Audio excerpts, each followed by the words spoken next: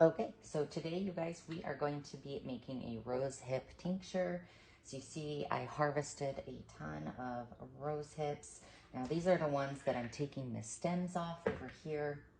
And these, for me making a tincture, I'm just going to leave the stem and some of those leaves in there just to give it a little extra medicinal purposes. And I know you hear a lot of times, don't get the ones that are mushy. But the ones are mushy, those are actually the ones that you want because you want to pick these after the first frost.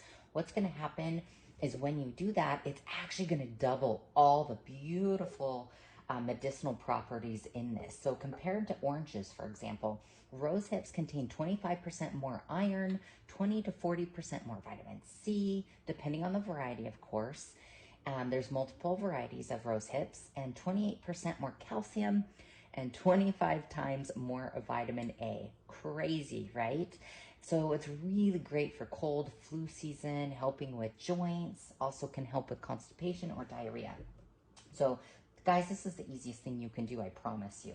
So you're gonna take all those rose hips that you harvested. I have my jar here, and we're gonna fill it up, okay? Just handfuls in here. Fill it up with all the good stuff on it, right?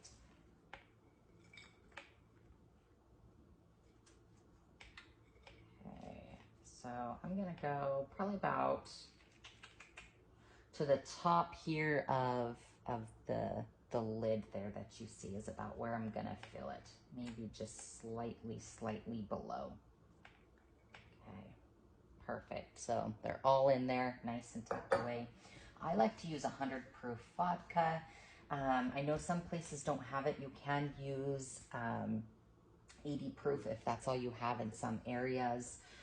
The 100 proof is great because if you're using something more like the 180 proof, something really crazy, you have to dilute it at the end. And I like to keep this as simple as possible.